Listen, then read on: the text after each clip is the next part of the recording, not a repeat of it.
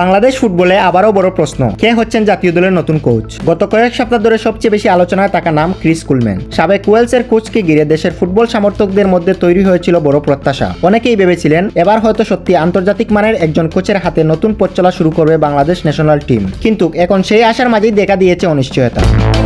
বিভিন্ন সূত্র অনুযায়ী বাংলাদেশ ফুটবল ফেডারেশন এবং ক্রিস কুলম্যানের মধ্যে এখনো চূড়ান্ত সমঝোতা হয়নি। মূল জোট তৈরি হয়েছে বেতন, চুক্তির শর্ত এবং কাজের পরিবেশ নিয়ে। জানা গেছে বাফুফের সাবেক কোচ জাভিয়ার কাবরেরার তুলনায় কিছুটা বেশি বেতন দিতে আগ্রহী। উল্লেখ্য, কাবরেরার মাসিক বেতন ছিল প্রায় $13,500। অন্যদিকে ক্রিস কুলম্যানের চাওয়া $26,000। আন্তর্জাতিক ফুটবল বাজার বিবেচনায় এটি খুব অস্বাভাবিক কোনো অঙ্ক নয়, বিশেষ করে একজন ইউরোপিয়ান অভিজ্ঞ কোচের জন্য। তবে বিষয়টা শুধু টাকার নয়। রিপোর্ট বলছে কুলম্যান বাংলাদেশ ফুটবলের বর্তমান অবস্থা, অবকাঠামো, দীর্ঘমেয়াদী পরিকল্পনা এবং পেশাদার সাপোর্ট সিস্টেম নিয়ে বিস্তারিত খোঁজখবর নিয়েছেন। কারণ একজন হাই প্রোফাইল কোচ শুধু মাঠের দায়িত্ব নেন না, তিনি পুরো ফুটবল কাঠামোর মধ্যেই পেশাদার পরিবেশ খুঁজেন। ফুটবল বিশ্লেষকদের মতে কুলম্যানের আগ্রহ অবশ্যই ইতিবাচক সংকেত, কারণ বাংলাদেশের বর্তমান বাস্তবতা জেনেও তিনি আলোচনায় রয়েছেন। কিন্তু তার শর্তগুলো পুরোপুরি পেশাদার মানদণ্ডের মধ্যেই পড়ে। এখন সবচেয়ে বড় প্রশ্ন, বাংলাদেশ কি সত্যি বড় মাপের একজন কোচকে আনার জন্য মানসিক, সাংগঠনিক এবং আর্থিকভাবে প্রস্তুত? কারণ শুধু বড় নাম এনে লাভ নেই যদি তাকে কাজ করার মতো পরিবেশ দেওয়া না যায়।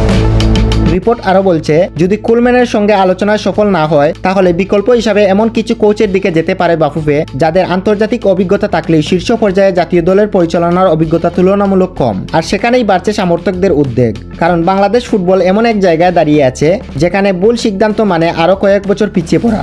এখন দেখার বিষয়, বাফুফে কি সত্যি দীর্ঘমেয়াদী উন্নয়নের পথে হাঁটবে, নাকি আবারও স্বল্পমেয়াদী আর পরীক্ষামূলক সিদ্ধান্তে আটকে থাকবে দেশের ফুটবল?